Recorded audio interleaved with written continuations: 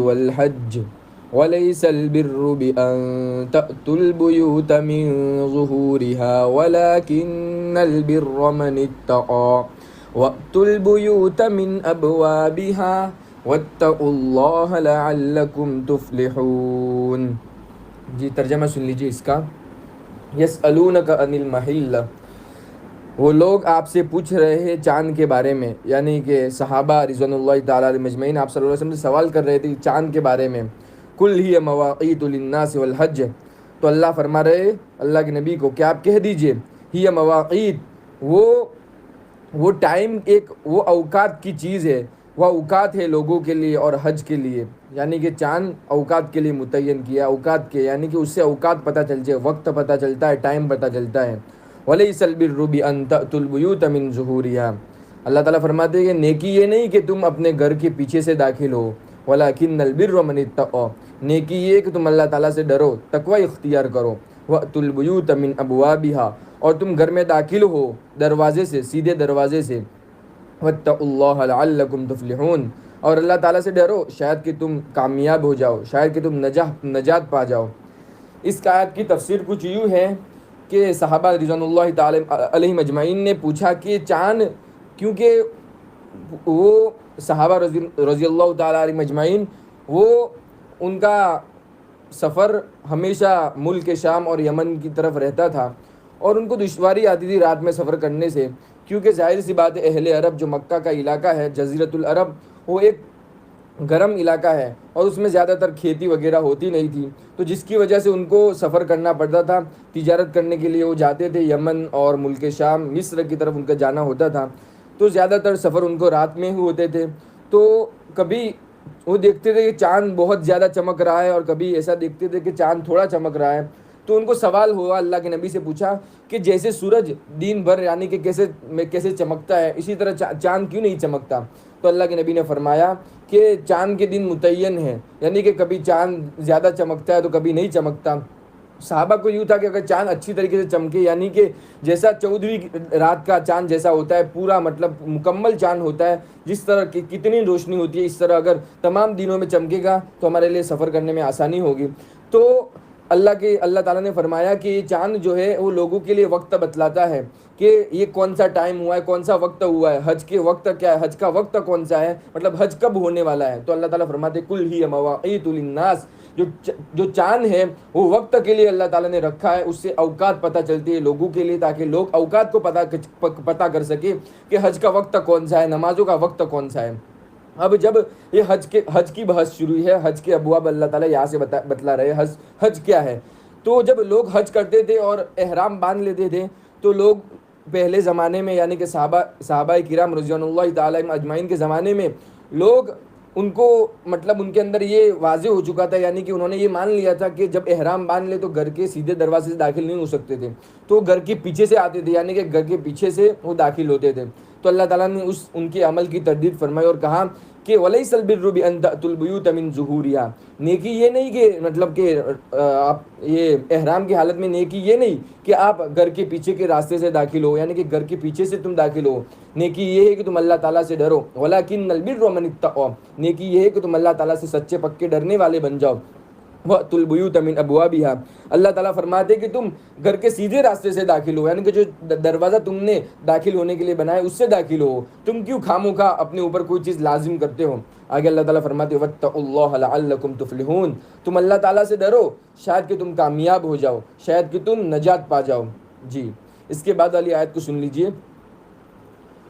وَقَاتِلُوا فِي سَبِيلِ اللَّهِ الَّذِينَ يُقَاتِلُونَكُمْ وَلَا تَعْتَدُوا إِنَّ اللَّهَ لَا يُحِبُّ الْمُعْتَدِينَ وَاقْتُلُوهُمْ حَيْثُ ثَقِفْتُمُوهُمْ وَأَخْرِجُوهُمْ مِنْ حَيْثُ أَخْرَجُوكُمْ وَالْفِتْنَةُ أَشَدُّ مِنَ الْقَتْلِ وَلَا تُقَاتِلُوهُمْ عِندَ الْمَسْجِدِ الْحَرَامِ حَتَّى يُقَاتِلُوكُمْ فِيهِ فَإِن قَاتَلُوكُمْ فَاقْتُلُوهُمْ كَذَلِكَ جَزَاءُ الْكَافِرِينَ فَإِنِ انتَهَوْا فَإِنَّ اللَّهَ غَفُورٌ رَّحِيمٌ وَقَاتِلُوهُمْ حَتَّى لَا تَكُونَ فِتْنَةٌ وَيَكُونَ الدِّينُ لِلَّهِ فإن انتهوا فلا عدوان إلا على الظالمين الشهر الحرام بالشهر الحرام والحرمات قصاص فمن اعتدى عليكم فاعتدوا عليه بمثل ما اعتدى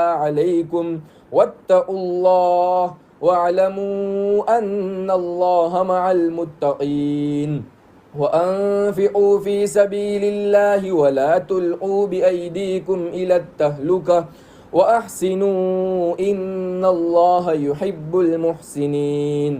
جی ترجمہ سن لیجئے، پھر اس کے بعد تفسیر سنیے.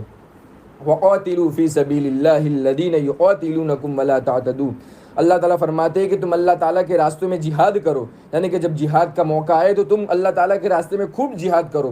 یقاتلونکم، ان لوگوں سے جہاد کرو جو تم سے جہاد کرتے ہیں، جو تم کو قتل کرنے پہ در پہ ہے. ولا تعتدوا، اور تم حد سے مت بڑھ جاؤ، یعنی کہ اتنا ہی مارو ان کو جتنا وہ تم کو مارتے، یعنی کہ اتنا قتل کرو، تم جان بوجھ کر کسی کو مت مار ڈالو. اس کا مطلب یہ ہے ان اللہ لا يحب المعتدین، یقیناً اللہ تعالیٰ حد سے بڑھنے والے کو پسند نہیں فرماتے، یعنی کہ حد سے تجاوز کرنے والے کو اللہ تعالیٰ پسند نہیں فرماتے. وقتلوہم حیث ثقفتموہم، اللہ تعالیٰ فرماتے کہ تم ان کو قتل کرو حیث ثقفتموہم، جہاں پر بھی تم ان کو پاؤ، یعنی کہ جب یہ بات ہو رہی ہے فتح مکہ کے وقت کی، اللہ تعالیٰ فرماتے کہ تم ان کو قتل کرو جہاں پر بھی تم ان کو پاؤ. واخرجوہم، اور تم ان کو نکالو من حیث اخرجوکم، جیسا کہ انہوں نے تم کو نکالا، یعنی کہ تم کو صحابہ کو اور اللہ کے نبی کو مکہ چھوڑ کر مدینہ رہنے آنا پڑا، یعنی کہ مدینہ کی طرف ہجرت کرنی پڑی. اب جب تمہارے پاس مکہ دوبارہ آ رہا ہے، یعنی کہ جب اب تم کو فتح مکہ ہو رہا ہے، تو تم جہاں پر بھی تم کافروں کو پاؤ ان کو مارو اور ان کو نکالو جس طریقے سے انہوں نے تم کو نکالا تھا. آگے اللہ تعالیٰ فرماتے والفتنۃ اشد من القتل، اور فتنہ بڑی چیز ہے، یعنی کہ فتنہ پھیلانا، زمین میں فتنہ پھیلانا یہ بہت بڑی چیز ہے، قتل سے زیادہ فتنہ، یعنی کہ فتنہ بڑی چیز ہے قتل سے بھی زیادہ. ولا تقاتلوهم عند المسجد الحرام حتى يقاتلوكم فيه، اب اللہ تعالیٰ کعبہ کی حرمت بتلا رہے کہ تم ان کو قتل مت کرو مسجد حرام کے پاس، یعنی کہ جو کعبۃ اللہ ہے اس کے پاس، اس کے اطراف میں جو حدود ہے اس میں تم لوگوں کو قتل مت کرو. حتى يقاتلوكم فيه، حتیٰ کہ وہ تم سے قتل کرنے لگے، یعنی کہ تم سامنے سے قتل مت کرو جب کعبۃ اللہ کے پاس، جب وہ تم سے قتل کرنے لگے تم ان کو مارو. فإن قاتلوكم فاقتلوهم، اگر تم ان کو قتل کرتے ہو، فَإِن قَتَلُوكُمْ، اگر تم ان کو قتل کرتے ہو، فَقْتُلُوهُمْ، اگر وہ تم کو قتل کرتے ہیں، فَقْتُلُوهُمْ، تو تم بھی ان کو قتل کرو، ان کو بھی مارو. كَذَلِكَ جَزَاءُ الْكَافِرِينَ، اللہ تعالیٰ فرماتے ہیں کہ یہ کافرین کا بدلہ ہے، یہ کفر کرنے والوں کا انجام ہے کہ ان کو آپ جہنم میں رسید کر دو. آگے اللہ تعالیٰ فرماتے ہیں فَإِنِ انْتَهُوا فَإِنَّ اللَّهَ غَفُورٌ رَحِيمٌ، اگر وہ باز آ جاتے ہیں تو اللہ تعالیٰ معاف کرنے والے رحیم ہے، یعنی کہ اگر وہ اسلام قبول کرنا چاہتے ہیں، یعنی کہ آپ کو دیکھ کر آپ جب مارنے آئے، اب وہ کہتے ہیں کہ ہم کو اسلام قبول کرنا ہے، تو یا اگر وہ آپ کی پناہ میں آنا چاہتے ہیں تو آپ ان کو چھوڑ دو، یقیناً اللہ تعالیٰ معاف کرنے والے رحیم ہیں.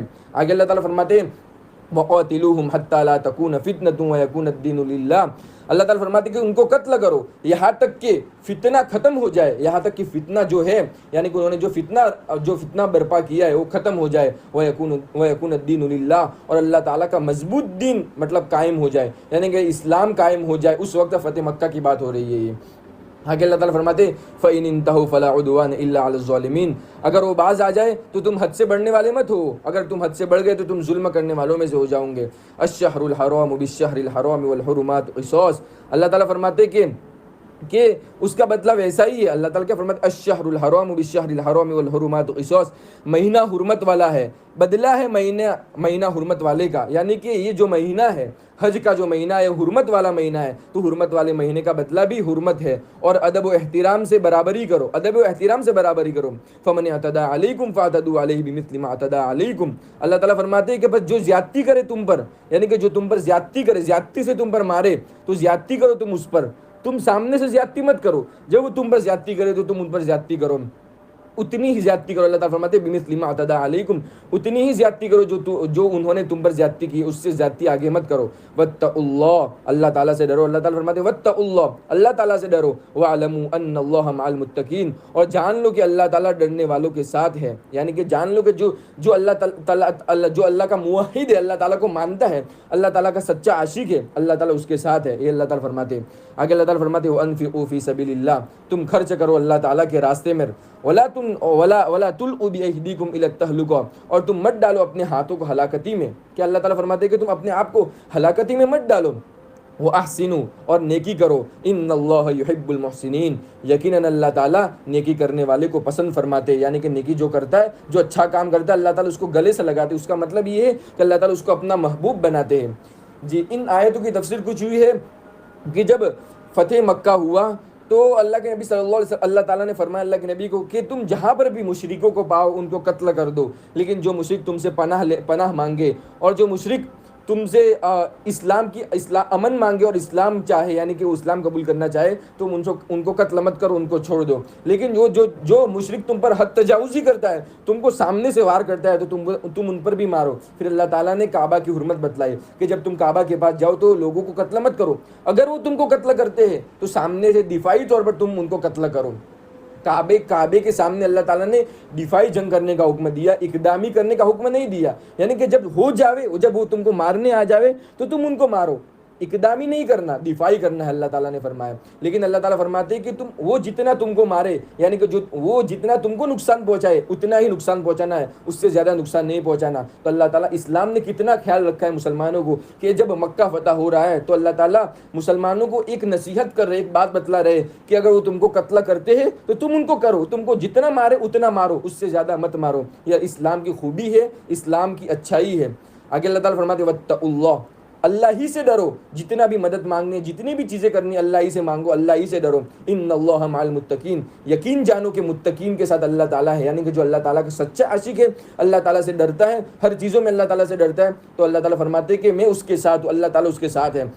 اب اللہ تعالیٰ فرماتے ہیں وَأَنفِقُوا فِي سَبِيلِ اللَّهِ، تم اللہ تعالیٰ کے راستے میں خرچ کرو. جو اللہ تعالیٰ نے تم کو مال دیا ہے، تم کو مالدار بنایا، پیسے والا بنایا ہے، تم کو اچھا مال دیا ہے، تو اللہ تعالیٰ کے راستوں میں خرچ کرو. خرچ کرنا اللہ تعالیٰ کے راستے میں یہ نہیں کہ تم مطلب اللہ ہی کے راستے مسجد میں دے دو، یہ تو نیکی ہی ہے. لیکن سب سے بڑی نیکی ہے تم اپنے گھر والے، اپنے والدین، اپنے اڑوس پڑوس والے جو غریب ہے ان میں کھانا کھلاؤ، پانی پلاؤ، ان کو اچھی چیزیں دلاؤ. یعنی کہ جو ان کے مستحق ہے، جن چیزوں کے وہ مستحق ہے ان کو دلاؤ. نیکی اصل تو یہ ہے. زکوٰۃ نکالو اپنے مالوں میں سے، صدقہ فطر نکالو، جو بھی چیزیں مال پر لاحق ہوتی ہے اس کو نکالو. اللہ تعالیٰ یہی فرماتے ہیں. اللہ تعالیٰ فرماتے ہیں وَأَنفِقُوا فِي سَبِيلِ اللَّهِ وَلَا تُلْقُوا بِأَيْدِيكُمْ إِلَى التَّهْلُكَةِ، تم اپنے آپ کو ہلاکتی میں نہ ڈالو. یعنی کہ اللہ تعالیٰ نے تم کو مال دیا ہے، اس کے باوجود بھی تم عیاشی پرستی میں لگے ہوئے ہو. ہاں اللہ تعالیٰ نے مال دیا ہے تو جتنا مال دیا ہے وہ اللہ تعالیٰ کا احسان مانو اور اچھے راستوں میں خرچ کرو. لیکن اس مالوں سے تم عیاشی کرتے ہو، یہ تو بری بات ہے. اللہ تعالیٰ فرماتے ہو احسنوا، اچھائی کرو، بھلائی کا کام کرو. ان اللہ یحب المحسنین، یقین جانو، اللہ تعالیٰ فرماتے کہ یقین جانو کہ محسنین کو میں پسند کرتا ہوں، جو نیک کام کرتا ہے میں اس کو پسند کرتا ہوں. جی، اس کے بعد والی آیت کو سن لیجئے، پہلے تلاوت سن لیجئے، اس کے بعد والی آیت کو.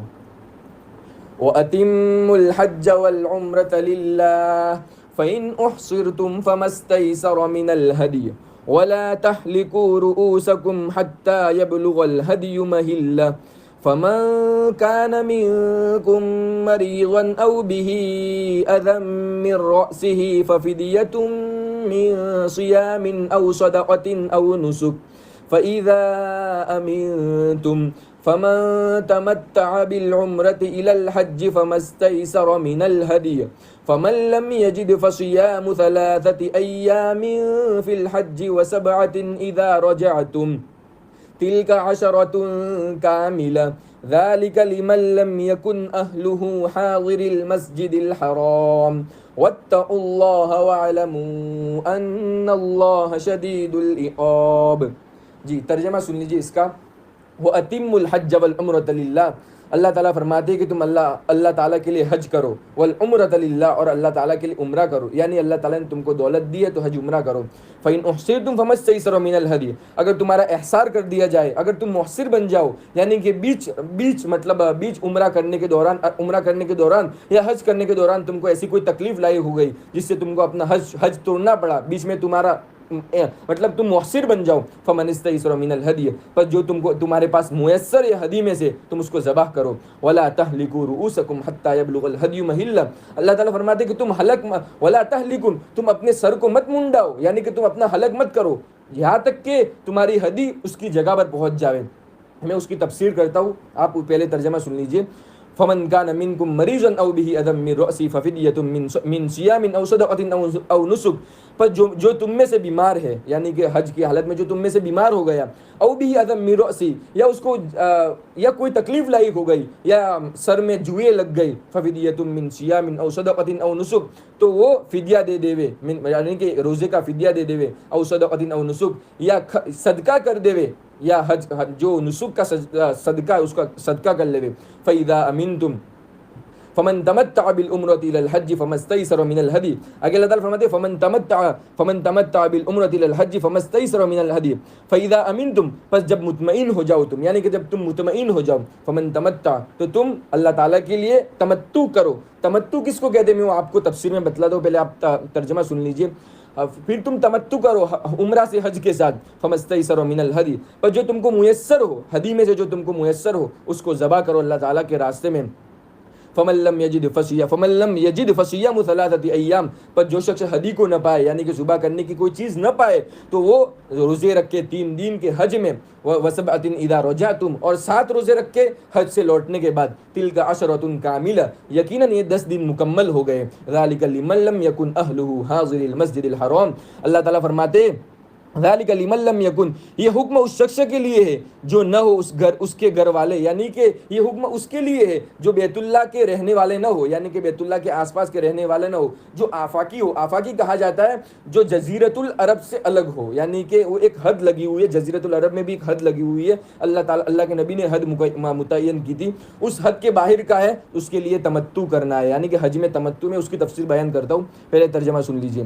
آگے اللہ تعالیٰ فرماتے ہیں واتقوا اللہ، اللہ تعالیٰ سے ڈرو، وَاعْلَمُوا أَنَّ اللَّهَ شَدِيدُ الْعِقَابِ، اور جانو کہ اللہ تعالیٰ سخت انجام لینے، سخت عذاب دینے پر قادر ہے.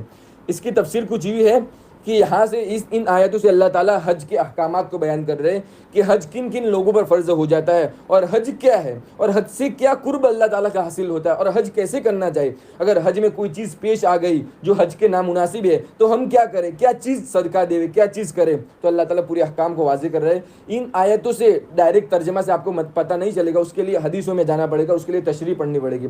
میں مختصر طور پر آپ کو سمجھانے کی کوشش کرتا ہوں. وَأَتِمُّوا الْحَجَّ وَالْعُمْرَةَ لِلَّهِ، پہلی آیت ہے اللہ تعالیٰ فرماتے کہ تم، اللہ تعالیٰ نے تم کو مال دیا ہے، پیسے دیے، تم کو مالدار بنایا ہے، تم اللہ تعالیٰ کے لیے حج عمرہ کرو جیسے تم کو میسر ہو. صحت ہے اللہ تعالیٰ نے تم کو دی ہے، تم اللہ تعالیٰ کے لیے حج اور عمرہ کرو. فَإِنْ أُحْصِرْتُمْ، لیکن اللہ تعالیٰ فرماتے کہ اگر تمہارا احصار کر دیا جائے، یعنی کہ میں جیسے کہ مثال کے طور پر میں انڈیا سے حج کے لیے نکلا حرمین کی طرف، لیکن بیچ میں مجھے ایئرپورٹ پر کسی وجہ سے روک دیا گیا، یعنی کہ مجھے کہہ دیا گیا کہ آپ کی فلائٹ مس ہو گئی یا آپ کو حج کے لیے نہیں بھیجا جائے گا، میری پاسپورٹ میں کوئی گڑبڑی آ گئی یا ایسی کوئی چیز آ گئی جس کی وجہ سے مجھے روک دیا گیا. جیسے کہ اللہ کے نبی صلی اللہ علیہ وسلم نے صلح حدیبیہ کے وقت سن ہجری 6 میں غالباً یا 7 میں، اس وقت اللہ کے نبی صلی اللہ علیہ وسلم نے عمرہ کا ارادہ کیا، بیچ میں حدیبیہ میں روک دیا گیا تھا، مکہ والوں نے عمرہ نہیں کرنے دیا تھا، تو اس وقت احصار ہو گیا تھا. تو اس وقت اللہ کے نبی صلی اللہ علیہ وسلم کو حکم دیا کہ آپ اپنی ہدی کو وہی ذبح کر لیجئے، یعنی کہ جو اس وقت وہ وقت یوں تھا کہ لوگ اپنے گھروں سے جانور لے کے وہاں ذبح کرتے تھے، حرم میں ذبح کرتے تھے. لیکن ہمارے زمانے میں ایسا نہیں کہ ہم یہاں سے جانور لے جا سکے، پورا پروفیشنل زمانہ ہوگا. ہم حج کے لیے جاتے تو وہاں سے جانور خریدتے، پھر جب وقت آتا ہے اس کو ذبح کرنے کا تو وہاں ذبح کرتے. تو اس وقت یہ حکم تھا. تو اس وقت اللہ کے نبی صلی اللہ علیہ وسلم کو، صحابہ کو روک دیا گیا تھا عمرہ کرنے سے. تو اللہ تعالیٰ نے حکم دیا کہ تم اپنی ہدی جو ساتھ میں لائے ہو اس کو وہی قربان کر دو. تو اللہ تعالیٰ فرماتے کہ تم وَلَا تَحْلِقُوا رُؤُوسَكُمْ حَتَّى يَبْلُغَ الْهَدْيُ مَحِلَّهُ، لیکن تم اپنے سر کو مت منڈانا یہاں تک کہ تمہاری ہدی حرم میں پہنچ جائے، یعنی کہ تمہاری ہدی حرم میں جب تک نہ پہنچ جائے تم اپنے سر کو مت منڈوانا. یعنی کہ ان لوگوں کو کہا جا رہا ہے جو لوگ یہاں سے ہدی لے کر جاتے تھے، اس زمانے میں ہدی کہتے ہیں جانور کو، یعنی کہ جو حج عمرہ میں حج کے لیے جاتے ان کو جو جانور ذبح کرنا پڑتا ہے تمتع اور جو قران کرتا ہے ان کے لیے، اس کو ہدی کہتے ہیں، اصطلاح ہے عربی میں. آگے اللہ تعالیٰ فرماتے فمن کان منکم مریض، لیکن جو تم میں سے بیمار ہو گیا، یعنی کہ حج کے دوران بیمار پڑ گیا، یا اس کے سر میں جوئیں پڑ گئی. یہ جوئیں پڑنے کا ایک واقعہ ہے. حضرت اجرا رضی اللہ تعالیٰ عنہ ایک مرتبہ ہانڈی میں سے کچھ ابال رہے تھے، تو اللہ کے نبی صلی اللہ علیہ وسلم نے دیکھا کہ ان کی سروں میں سے جوئیں نکل رہی ہے اور نیچے گر رہی ہے. تو اللہ کے نبی صلی اللہ علیہ وسلم نے فرمایا یہ اجرا کیا تم کو تکلیف نہیں ہوتی ان جوؤں کی وجہ سے؟ تو حضرت اجرا نے کہا یہ اللہ کے نبی کیوں نہیں، ضرور تکلیف ہوتی ہے. تو اللہ کے نبی صلی اللہ علیہ وسلم نے فرمایا کہ تم اپنے سر کو حلق کروا دو. حلق کرنے کا وقت ابھی نہیں آیا تھا، یعنی کہ سر منڈوانے کا بھی وقت نہیں آیا تھا، لیکن اللہ کے نبی نے پہلے کہہ دیا کہ تم حلق کروا دو. لیکن حلق تم کرواتے ہو تو اس کا صدقہ بھی دے دینا, یعنی کہ تم پہلے ایک چیز کر رہے تو اس کا سجدہ اس کا صدقہ دے دینا. کیا صدقہ ہے؟ ففدیۃ من صیام او صدقۃ او نسک, فدیہ ہے, روزہ رکھنا ہے, اور صدقۃ یا صدقہ کرنا ہے, یا جو بھی صدقہ ہوتا ہے مطلب حج کے لیے اس کی پوری تفصیل ہے. آگے اللہ تعالیٰ فرماتے ہیں فَإِذَا أَمِنْتُمْ, جب تم مطمئن ہو جاؤ, فَمَنْ تَمَتَّعَ بِالْعُمْرَةِ, جو شخص تمتع کرنا چاہے. حج کی 3 قسمیں ہیں, ایک ہوتا ہے قران, ایک ہوتا ہے تمتع, اور ایک ہوتا ہے افراد. افراد کہتے ہیں خالص حج کی نیت سے ہی جانا, اور تمتع کہتے ہیں حج اور عمرہ کی نیت سے جانا, اور قران بھی اسی کو کہتے ہیں حج اور عمرہ کی نیت سے جانا. لیکن قران کہتے ہیں گھر سے حج اور عمرہ کا ایک ساتھ احرام باندھنا, اور تمتع کہتے ہیں کہ یہاں سے حج کا پہلے عمرہ کا احرام باندھنا, پھر جب عمرہ کمپلیٹ ہو جائے, جب حج کا وقت آ جائے تو اس وقت حج کا احرام مسجد عائشہ سے باندھنا. اور افراد کہتے ہیں کہ خالص گھر سے حج کے احرام کے ساتھ نکلنا. تو اللہ تعالیٰ فرماتے ہیں کہ جو تمتع اور قران کرنا چاہے, یعنی کہ اس نے ایک ہی سفر میں حج بھی کر لیا اور عمرہ بھی کر لیا, تو اس کے لیے ہے کہ اللہ تعالیٰ کا شکر ادا کر کے اپنے ساتھ ہدی کو لے جائے, اور وہاں جا کر ہدی وہاں سے خریدے, اور اللہ تعالیٰ سے مطلب شکر کے طور پر ہدی کو ذبح کرے, یعنی کہ جانور ذبح کرے جو حج میں ذبح کیا جاتا ہے. یہ پورا طریقہ ہے. اگر اللہ تعالیٰ فرماتے فَمَن لَّمْ يَجِدْ فَصِيَامُ ثَلَاثَةِ أَيَّامٍ, اگر وہ شخص نہ پائے, یعنی کہ جانور کو نہ پائے, یعنی کہ ایسا موقع آ گیا حج میں اس کو جانور نہ ملا, جانور میسر نہ ہوا, تو کیا کرے؟ اللہ تعالیٰ نے اس کا بھی راستہ, اس کا بھی سولوشن بتایا ہے. کیا بتلایا کہ ثلاثۃ ایام, 3 دن کے روزے رکھے, حج کے دوران 3 دن کے روزے رکھے, فی الحج حج میں, وسبعۃ اذا رجعتم, اور جب وہ گھر کو واپس آ جائے تو 7 دن کے رکھے, تلک عشرۃ کاملہ, یہ 10 دن کے مکمل روزے ہو گئے. یعنی کہ جس کے پاس ہدی نہ ہو, ہدی نہیں پاتا, ہدی اس کو نہیں ملی, تو 3 دن کے روزے حج میں رکھے, اور 7 دن کے روزے جب وہ گھر کو لوٹے تو 7 دن کے روزے رکھے. ذالک لمن لم یکن اہلہ حاضر المسجد الحرام, یہ حکم ان لوگوں کے لیے تھا جو مسجد حرام سے باہر رہتے. تمتع قران مطلب جو مسجد حرام کے اطراف والے وہ تمتع قران نہیں کر سکتے, کیونکہ ان کو تو مطلب جب چاہے وہ بیت اللہ کا حج عمرہ کر سکتے. یہ تمتع اور قران ان لوگوں کے لیے جو آفاقی یعنی کہ دور رہتے, ایک حد متعین کی اس سے دور رہتے, ان کے لیے حج تمتع اور قران کا حج ہے. یعنی کہ میں نے تفسیر بتلا دی. واتقوا اللہ, اللہ تعالیٰ فرماتے اللہ تعالیٰ سے ڈرو. اللہ تعالیٰ نے ہر جتنے بھی فقرے بیان کی, جو بھی چیزیں بیان کی, اس میں آخر میں اللہ تعالیٰ یہی فرماتے واتقوا اللہ, اللہ تعالیٰ سے ڈرو, اللہ تعالیٰ کا تقوی اختیار کرو. تقوی کس کو کہتے ہیں؟ تقوی کہتے ہیں کہ اللہ تعالیٰ نے جن چیزوں کا حکم دیا ہے ان چیزوں کو کرنا, اور جن چیزوں سے ہم کو منع کیا ہے, جن چیزوں سے ہم کو روکا ہے, ان چیزوں سے بچنا, ان چیزوں سے باز رہنا, اسی کا نام تقوی ہے. تقوی مستقلاً کوئی بڑی چیز نہیں ہے. تقوی اسی کا نام ہے کہ اللہ تعالیٰ نے جن چیزوں کا ہم کو حکم دیا ان چیزوں کو کرنا, اور جن چیزوں سے باز رکھنے کا حکم کہا ہے ان چیزوں سے باز رہنا. اللہ تعالیٰ فرماتے ہیں وَاعْلَمُوا أَنَّ اللَّهَ شَدِيدُ الْعِقَابِ, جان لو کہ اللہ تعالیٰ سخت عذاب دینے پر بھی قادر ہے. جی